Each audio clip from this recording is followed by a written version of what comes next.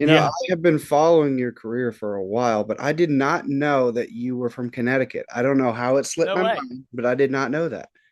No. Well, I am. So, are you?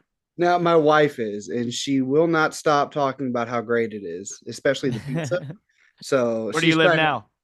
we're in Chapel Hill now, so about Got two it. hours from Charlotte, but she's Yep. talking about the pizza and how great it is. And I'm like, I've only had fried dough once, and it was when we went. It is Um, pretty good, man. that being said, do you have, I guess now the trucks are going to Lime Rock, do you have any interest in doing that at all, or is that just I'd something love that, to. Yeah, the 75 team and I definitely would love to. I unfortunately, most likely you'll see another TV commitment of mine coming out in the future that will make it pretty tough. oh, So, um, I'm not saying it's out of the question right now. If nothing else, I'm going to try and be there the Friday because I feel like I really made it happen. And no, I didn't make it happen. I was a part of making it happen, and I just really want to be in it. But it'll just see that it's happening. I just want to kind of experience it for a second. yeah, because you're on the ownership group, aren't you, or you're at least a part of it? Yeah, yeah, very very small part. Own a blade of grass on the place, and but when we first joined the ownership group, my first like the literally the first meeting, I just went up and asked. I was like, "Hey, what about a NASCAR truck race?" Or I said a NASCAR race at the time, and they were like, "We'd love to. Do you know anyone?" And I was like, "I'll hit up Ben Kennedy." So I texted him, and it started a 4 year process of meetings and calls and putting people in the same rooms, and eventually it happened, which was super cool. So I got to see how a NASCAR race comes together, and played a small part in making it happen. Yeah, and that's I don't think you get enough credit for your career and what you do on a road course. Like you're almost kind of a road course ringer at this point. I know you've had a lot of success on super speedways. You won at Mid Ohio though, and you have put up some impressive numbers on some road courses. Is that kind of your style of track, or is that just something you just kind of lucked into being good at? No, I started in road course stuff. So I started go karting road courses. I did a open wheel series back in 2006 called Formula Renault, Formula TR at the time. And I actually raced against Alexander Rossi. He and I were talking about on his podcast the other day. He did admit I kicked his ass. So you know what? I'm gonna take that to the grave. I beat an 8,500 winner. That was what I wanted to do was open wheel road course racing. I wanted to go to Europe, but I didn't have the funding to do it. And I always loved NASCAR, and so NASCAR became the bigger opportunity, and that's the path I went. I'm actually pretty upset how few road courses I've won. I've won.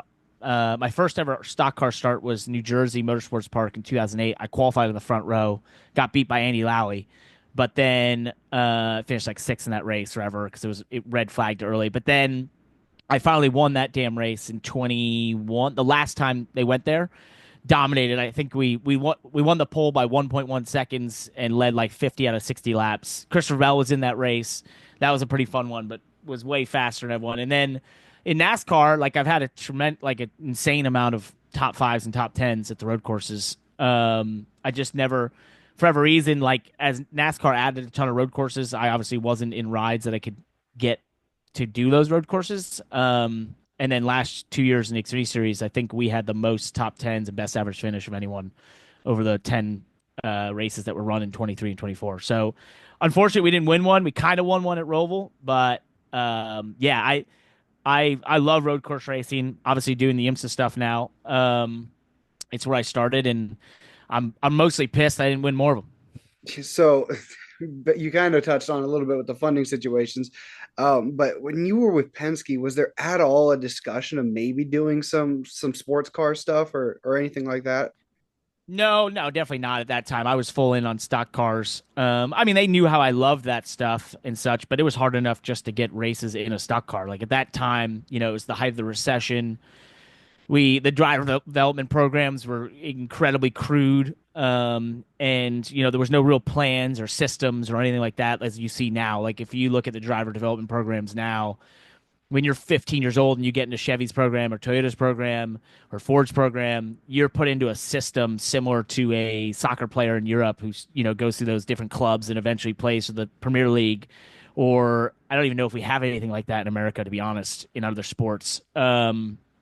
It's incredible what they do now, and in that era, it was sort of like, hey, hope you get some races. You got a race. Now go win. Oh, you didn't win in one race. You're out. Like it was such a wild west of a time. And, I like to make the joke that us young guys in that era paved the way for the ones now to have way better, situations and systems. So at that time, it was trying just to be in a stock car was hard enough, let alone try to do other stuff. Yeah, now you stock cars are a totally different beast than open wheels. And you said you had an interest in maybe going to do that at some point in your career. Is that something maybe IndyCar is a possibility at this point in the future, or is it kind of IMSA and NASCAR? Yeah, I would say that IndyCar sailed. That ship sailed a while ago. My mom wouldn't even let me do the Indy 500, so I couldn't do that to her. She would be a ball of tears and anxiety. So I love that race. I'd love the opportunity to work. I've done actually some broadcast stuff with it during the practice and qualifyings, which that's my favorite part of the whole thing. And I I love IndyCar. I think it's awesome. I think it's an amazing product. I love F1. I'd love to be involved in those series, maybe to broadcast capacity or something like that in the future, but or content capacity. But driving wise, I'd say that ship has sailed. The IMSA is a cool middle ground because these cars are just as high tech. They're really fast. They give a lot of same sensations. And then NASCAR, obviously, to me, is just like, man, if I can show up and go win a Daytona and win a road course here and there or whatever, I'm a happy guy because I get the best of both worlds. And that being said about INSA, have you ever been in a Lamborghini previously? Have you driven a Lamborghini before switching to IMSA? Or is that just you jumped in and immediately had to learn this insanely fast car? Yeah, I've driven the road car Lamborghinis, but never a race car one. When I did this TV show called Proving Grounds, I got to drive tons of high performance cars, and I've done a lot of car automotive like journalism stuff. So I've driven all those, but the race car, no. And I just jumped in for the Rolex. We did a 2-day test, and then there we went racing. And it was an interesting thing trying to learn it all, drinking through a fire hose. It's amazing how quickly you learn something. I did make the joke. I was like, if I was 24 years old as opposed to being 34 years old, this would probably be a lot easier because I had a lot of like the open wheel stuff still in my brain. But since I've been in stock cars for 15 years, I've had to like reteach myself all those things because there's a lot of habits that in stock cars make you successful there. They don't make you successful over here. And you've got to drive very differently. Like the difference between stock car racing and then a high performance sports car with ABS and all that downforce it has to an open wheel car is like basketball, football, and baseball all use a ball, but you would never say the same skill set is required for all of them, right? That's very similar. They might all have a car and four tires, but the skill set required to go fast across all of them is completely different. And you did double duty for Daytona, didn't you? You were racing and doing reporting at the same time, right? Or when you got out of the car, you were reporting, Well, right? not report. Yeah, yeah, I went to the booth. So working for the booth in CW. So I don't call that reporting. That's commentary, man. It's That's a totally different world. commentary. Don't put me down Yeah. there again. Don't That you put me down there, I'm sorry, I James. didn't mean to disrespect. You looked No, no, extremely I'm kidding. I'm exhausted kidding. getting out of the car, though. Is that like how do you get out of the car, do your stint, and it's a long stint too. So how do you do that and then go straight to the booth afterwards? Like you're exhausted. I think I read you did a 24-hour day that day. I did a 39-hour day by the time I Oh, went to sleep. For real. I no, I actually I slept. I went to sleep from like 5:30, 6 a.m. till like 8 a.m. and then I went to the booth. So I got a couple hours. But you're running on adrenaline and SVG came up to me, Shane Van Gisbergen, and he had such a funny comment. I love that guy. And he was like, "Hey man, I've slept like 8 hours by the time we got to like hour 12 of the race." He's like, I slept before the race. I slept while they did the first stint. I slept in between my stints. And he was like, but I remember my first 24. Couldn't sleep a wink. And I was like, that's me. I couldn't sleep a wink. So I was like, just too excited, too hyped. But you'll have that. I mean, it wasn't bad. I'm someone who I say all the time, my superpower is I can operate at a very high level on little to no sleep. And it always has been that way. And I hope it lasts for a very long time with my life and all the things I try to juggle in it. But it was I know next time I do it 24, which I'm not, I'm saying there definitely will be a next time. I'm gonna utilize my sleep time way better. Let's put it that way. Yeah. So how did the Lamborghini from I know you're kind of new to the team, but how did the Lamborghini feel to you when you were out there? Like how did it compare to the stock car? Obviously it's a lot lighter and definitely brakes a lot differently, but I mean, how did it feel to you for a guy who's not used to those kinds of cars and then you jump in and 6 hours, long stints and stuff like that? How did that feel for you? It's a big difference. There's a lot of technicalities that are different in terms of the driving and what's required. It's one of the things I talked a lot about was just like, stock car, the amount of pressure you're going to have at a road course is like 1,200 pounds of pressure. In these, it's close to 2,000 pounds of pressure in a brake zone. So you are doing double the effort to smash that brake. And with the ABS and everything, you can absolutely hammer it. And you've got to get it in your brain like you must do that to create speed in these things. You also have where like in stock car racing, the tires fall off, the car slows down, the tracks rubber up. There's the changes through the over the stint or a run. Whereas in these, like they just the way the tire is and everything, they can just go faster at times. So you're pushing as hard as you can the whole way through, turning basically qualifying laps, which is pretty wild. And then you have the traffic, which is insane. So it's a lot to juggle. It's a lot to learn. Daytona's a great place to do it because you have the long straightaways, which allow some area for you to separate from some of the other traffic. But this weekend, Sebring is going to be like the battle royale. They say this is the toughest endurance race in the world, and I don't doubt it because I did a test for 2 days before Daytona stock car weekend, Daytona 500 weekend, and I felt like Kyle Larson that week. I was in a race car every day. It was amazing, but I you're so beat up from the bumps and how hot this place is and just how brutal it is that this 12-hour is equal to 24 hours anywhere else. So I'm looking forward to that. I've been training really hard the last month to get in the best shape I can possibly be to do my stints well, and we'll see. Fingers crossed we can be even more successful than we were at Daytona. So I was talking to Louis Delatraz on Monday, I think it was, and he said, those guys are conditioned to do it every month because they do this regularly versus a guy who's conditioned to maybe race 2 hours in a stock car versus these long stints. What is the difference that you kind of seen and how you condition yourself, especially when it's going to be 86 degrees on Saturday? It's going to be hot. Oh shit, it's gonna be so hot. Like I was like, I did the test. It was like 78, 80 degrees, and I did an hour stint with no cool suit ever. And I was like, okay, these are hotter than a stock car. It's like these are hot as hell, and I was completely like destroyed by the end of that day. So I hit up my trainer. And I was like, hey, we got to get to work for the next month. I got to be better prepared. And what I did was a lot of heat training, which honestly, stock cars like it gets hot, but it never bothered me. Um, I think I go back to like this is also very new for me. There's more G forces. You're having to put more effort into the braking. The seat in these is not made for you because I'm a third driver, so I kind of have to make some concessions in that.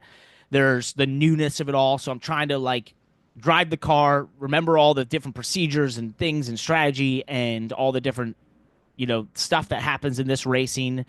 And then on top of that, you're trying to go fast, and so I think a lot of that means you expel more energy.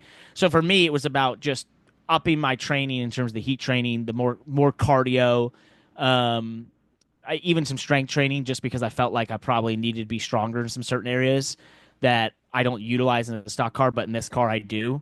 And all that, I probably do 4 hours roughly in this race on Saturday, but it will be a brutal 4 hours because I'll do a lot of my running in the hottest stretch of it, the worst time to be on track, the slickest time, so that we can keep Mario and Misha fresh for the end portions of the race. So, how did this come about? It, I have no idea. The world works in mysterious ways. Scott Borchetta and I, when I was leaving Big Machine racing full time, said, was there anything cool we could do together? And we immediately both thought of the Rolex 24. We both loved that race. And so got hooked up with Forte and Misha Goikberg and everyone here in this Lamborghini team. And, just gelled really quickly. And Misha's a cool dude. And we were introduced to a mutual friend and coach and Bob Perona. And when we got done with the Rolex, they started talking about the Sebring, and next thing I knew, it was like, "Hey, come to the test. You're racing." Okay, I'll be there. So it just sort of worked out. The CW was nice enough to let me have the weekend off from the booth in Xfinity, which is in Vegas this weekend, and go chase another bucket list race for me. This is, the Rolex 24 was a bucket list. This race was a massive bucket list for me. I've been, both were. Le Mans is a bucket list. Like, I just want to do all the biggest endurance races in the world at least once. So out of nowhere, I've now knocked off two in the same year, and it's surreal. When I came in here this morning, I literally feel 9 years old because like this is the stuff I saw at Lime Rock when I was 10 or 11. This was the stuff that I saw on TV all the time. It was like, oh, I wish I was doing that, and I can't believe I'm here. Yeah, see, Sebring's one of my favorite tracks. I don't know, it's just fun to watch, and I feel like it's fun to be there and drive on. But it is, like you mentioned, very rough and bumpy and physical. How does the GTD Pro kind of compare to, I mean, there's each car drives differently, but how's the GTD Pro feel on this particular track? Um, hmm. Feels like the Lamborghini from Rolex, except way hotter and way bumpier. And like this place is so cool because it's so bumpy and it's so beat up and it's so rough and it's just an absolute washing machine that you're running around in, in terms of like you're just being pushed and tumbled around and the track's changing because there's being dirt knocked up in areas and the curbs rubber up and there's rubber on the outside of the corners that builds up and just it's a brutal place. It's a test of man and machine. And I think that's what's so cool about endurance racing is that like it's brutal. Like that's the best way to put it. And it will push you in every mental and physical capacity that you have. And you're pushing the car in the same respect. You're pushing the team. So I don't know if there's like any major differences sticks out to me driving wise with the car, but it's just a really brutal place that I know come Sunday this week, I'm gonna feel like I was in a prize fight with Mike Tyson, and my ribs will be beat in, and that's gonna hopefully at the end of all that we're covering champagne and have a trophy, but that's what we do it for, and it's weird because you're so exhausted when you're done with these, like I was at Rolex, but within an hour I was like, okay, how do we come back here next year? So it's some Yes. sort of drug addiction, I think. So you did mention how long and grueling it is on the cars as well as the drivers, but like at Daytona, you guys showed a lot of promise. There was a lot of speed, and you guys were in contention near the end there. And then obviously, that didn't play out. But what did you guys kind of take away from Daytona that you can kind of put towards Sebring? Well, yeah, Daytona, we had a lot of speed. There's still a little bit of BOP stuff, and I think we were in a really good spot with all that. We have a couple aces in our pocket, which is that Misha Goikhberg may be considered sort of an amateur driver or something like that, but I can tell you the guy is rapid. He is super fast. He's worked really hard at his craft in the last couple of years, and like at Daytona, he's on par with all the pros, and sometimes faster. And I'd say here at Sebring, it's going to be the same deal. Mario and I might be the weakest link just because I have the least experience, but Misha's right there with Mario and pushing everyone to be better. And so I think that's really impressive. Mario Farnbacher, is a GT champ. He's a consummate professional who knows this stuff so well. He's been through all the biggest endurance races in the world, knows how to get it done. And then there's me who I don't know. I'm kind of the X factor, I think, in the whole thing, and the unknown. But I've worked really hard at this. I've I feel very grateful to be here, and I feel like at Daytona, I learned a lot in a very quick amount of time and got up to speed very quickly. And so I've been trying to make steps forward and really from my finishing the Rolex to my test here a couple weeks ago before the Daytona 500 weekend. Um, I I made a huge leap. Like instantly, I got back in this car and was way faster than I was at the Rolex. So, that's been cool for me, and hopefully, I can make another leap this weekend and keep it safe. Do my job as a third driver. It's not really about being the fastest or being the leader. It's about knocking out the portion of the race that's the toughest, sometimes the most grueling, keeping us competitive with the leaders, or obviously the goal would be leading. Keeping the car clean and getting it to where Mario at the end can hopefully go get us a trophy. And you've mentioned Mario and Misha a lot here. How have they kind of helped you in this kind of a transition almost into sports car racing? How have you been able to lean on them? They've been great, man. It's tough. Like teammates, when you're in NASCAR or IndyCar and you're competing against your teammates, it's always an awkward relationship. Whereas here, you want your teammate to be as good as they can possibly be. So you'll give them every ounce of info. You're going to actively reach out to them. You're going to actively push them, and they definitely do that for me and have been so awesome and just like helping me see things that maybe I wasn't paying attention to, or hey, I know you're doing this, but you got to think about this in the race, or hey, when you're dealing with traffic in this corner, you got to make sure you do this.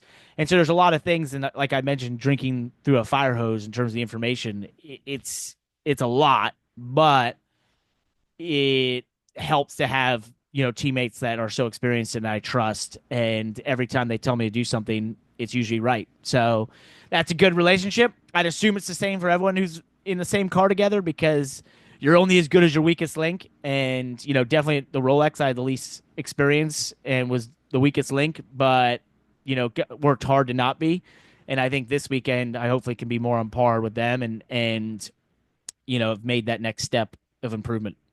Now, the one of the reasons that I really wanted to reach out to you, I know it was kind of last minute, but to reach out to you was I saw on Saturday on the Xfinity race, you were talking about this race and you were so genuinely excited about it.